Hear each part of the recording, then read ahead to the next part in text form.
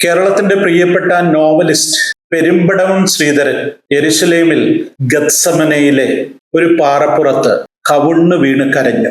എന്തായിരുന്നു അദ്ദേഹം കരയുവാൻ കാരണം? യേശുക്രിസ്തുവിന്റെ ക്രൂശീകരണത്തിനു വേണ്ടി യേശുവിനെ കൊണ്ടുപോകുമ്പോൾ പലതവണ വീണും എഴുന്നേറ്റുമാണ് യേശു യാത്ര പൂർത്തിയാക്കിയത്. നമ്മൾ ബൈബിളിൽ ഒരു വാക്യം ഇപ്രകാരം വായിക്കുന്നുണ്ട്: കണ്ടാൽ ആളല്ല എന്ന് തോന്നുമാറ് അവന്റെ മുഖം വിരൂപമായി. യേശുവിന്റെ മുഖം വിരൂപമായത് എങ്ങനെയാണ്? 7 തവണ യെരുശലേമിലേക്ക് യാത്ര ചെയ്ത, ബൈബിൾ നാടുകളിലൂടെ സഞ്ചരിച്ച, പഠനം നടത്തിയ പ്രഭാഷകനും സഭാശുശ്രൂഷകനുമായ പാസ്റ്റർ സാം കുമരകം തന്റെ യാത്രാനുഭവങ്ങൾ നമ്മളോട് വിവരിക്കുന്നു. ഈ യാത്രാ വിവരണത്തിൽ അതിതീവ്രമായ നിരവധി മുഹൂർത്തങ്ങളുണ്ട്. അതിന്റെ ചില ഭാഗങ്ങൾ മാത്രം ഈ വീഡിയോയിൽ നിങ്ങൾക്ക് കാണാം. ആ യാത്രാ വിവരണത്തിന്റെ പൂർണ്ണമായ രൂപം ഏകദേശം 1 മണിക്കൂറിലധികമുള്ള ഒരു വീഡിയോയായി ഹാലലിയ NIT എന്ന് പറയുന്ന ചാനലിൽ പബ്ലിഷ് ചെയ്തിട്ടുണ്ട്. നിങ്ങൾക്കത് കാണാവുന്നതാണ്. അതിന്റെ ലിങ്ക് ഈ വീഡിയോയുടെ ഡിസ്ക്രിപ്ഷനിൽ കൊടുത്തിട്ടുണ്ട്. ഫസ്റ്റ് കമന്റായും കൊടുത്തിട്ടുണ്ട്. ആ ചാനൽ സന്ദർശിക്കുക, പൂർണ്ണമായി ആ വീഡിയോ കാണുക. യെരുശലേമിന്റെ വഴികളിലൂടെ, നമ്മുടെ രക്ഷകൻ നടന്ന പാതകളിലൂടെ, ആ പാദസ്പർശമേറ്റ മണ്ണിലൂടെ നമ്മൾ നടന്നു പോകുന്നത് പോലെയുള്ള തീവ്രമായ ഒരു അനുഭവത്തിലേക്ക് നിങ്ങൾ നയിക്കപ്പെടും. നിങ്ങളെ അതിലേക്ക് സ്വാഗതം ചെയ്യുന്നു. ഒരുപക്ഷെ ക്രൂശീകരണത്തിന്റെ കുറെ നിസ്തുല്യത മനസ്സിലാക്കാനാണോ ദൈവം എന്നെ ഇസ്രായേലിൽ അയച്ചതെന്ന് പലപ്പോഴും ഞാനും ചിന്തിച്ചിട്ടുണ്ട്.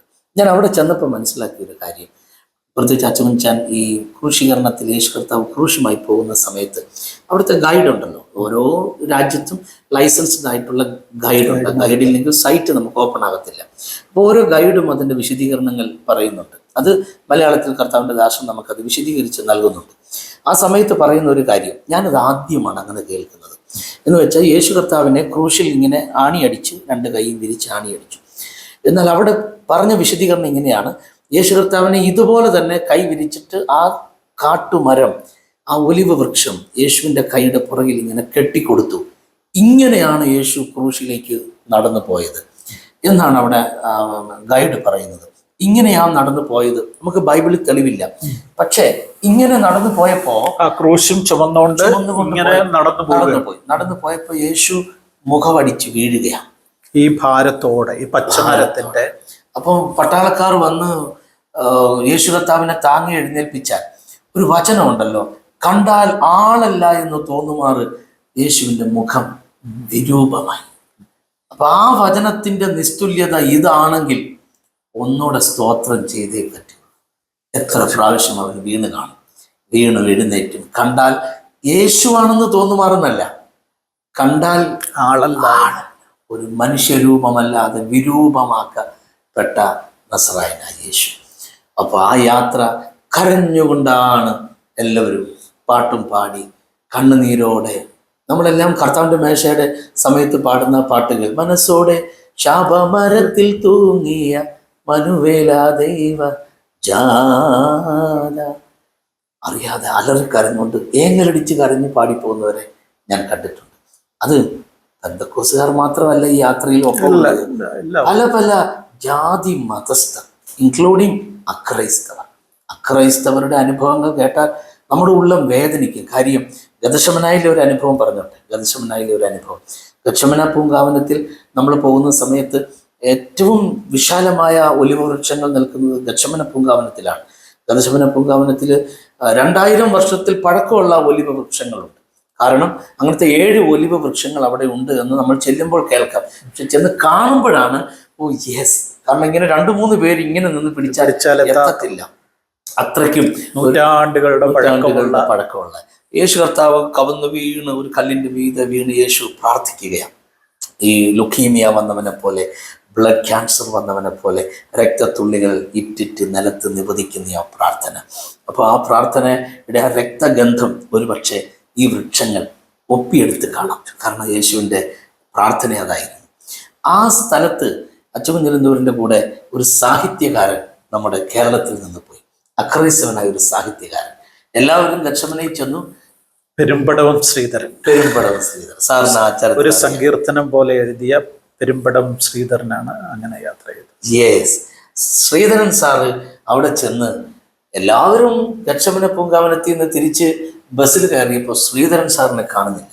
അച്ചൻകുഞ്ഞച്ചാൻ തപ്പി ഗച്ചമനെ ചെന്നപ്പോൾ കവിന്ന് വീണ് കിടന്ന് കരയുന്ന ശ്രീധരൻ സാർ, എൻ്റെ യേശുവിൻ്റെ രക്തം ഈ വീണ ഈ മണ്ണല്ലേ എന്ന് പറഞ്ഞ് നിലത്ത് വീണ് കരയുക. അപ്പം ക്രൈസ്തവർക്കും അക്രൈസ്തവർക്കും മനുഷ്യർക്കെല്ലാം ഒരുപോലെ പ്രാധാന്യമുള്ള ഒരേ ഒരു നാമം യേശു.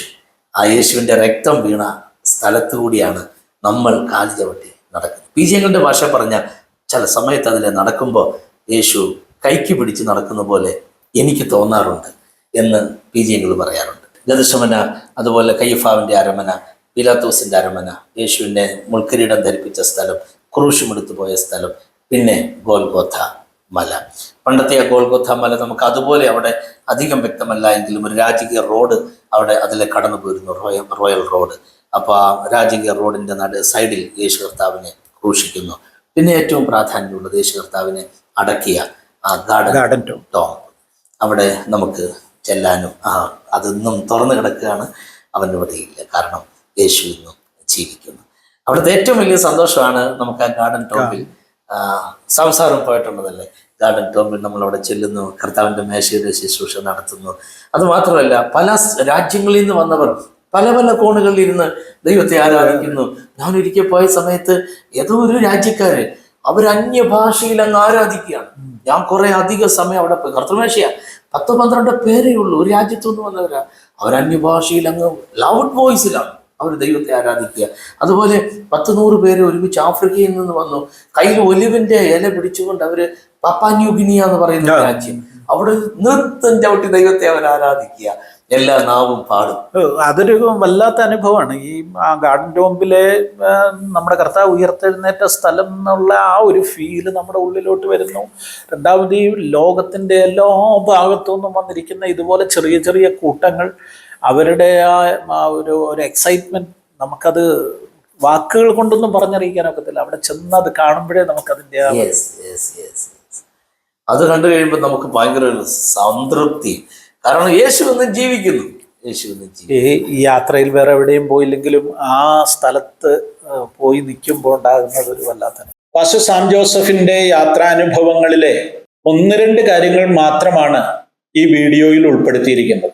എന്നാൽ ഈ വീഡിയോയുടെ പൂർണ്ണരൂപം ഹല്ലേലൂയ NIT ചാനലിൽ നിങ്ങൾക്ക് കാണുവാൻ സാധിക്കും. 1 മണിക്കൂറിലധികം വരുന്ന ആ വീഡിയോ നിങ്ങൾക്ക് പ്രത്യേകമായ ഒരു അനുഭൂതി നൽകുന്നതാണ്. യെരുശലേം യാത്രയുടെ, ബൈബിൾ നാടുകളുടെ ഒരു വാഗ്മയ ചിത്രം തന്നെ അദ്ദേഹം നമ്മുടെ മുൻപിൽ സൃഷ്ടിക്കുകയാണ്. നിങ്ങളെ എല്ലാവരെയും അതിലേക്ക് സ്വാഗതം ചെയ്യുന്നു. ആ ചാനലിൽ എത്തുവാനുള്ള ലിങ്ക് ഈ വീഡിയോയുടെ ഡിസ്ക്രിപ്ഷനിൽ കൊടുത്തിട്ടുണ്ട്, ഫസ്റ്റ് കമന്റ് ആയിട്ടും കൊടുത്തിട്ടുണ്ട്. അതിൽ ക്ലിക്ക് ചെയ്യുക, നിങ്ങൾ ആ ചാനൽ സന്ദർശിക്കുക, ചാനൽ സബ്സ്ക്രൈബ് ചെയ്യുക. കൂടുതൽ നല്ല അഭിമുഖങ്ങളും യാത്രാ വിവരണങ്ങളും അനുഭവ സാക്ഷ്യങ്ങളുമൊക്കെ നിങ്ങൾക്ക് ആ ചാനലുകളിൽ ലഭിക്കും. ദൈവം നിങ്ങളെ എല്ലാവരെയും അനുഗ്രഹിക്കട്ടെ.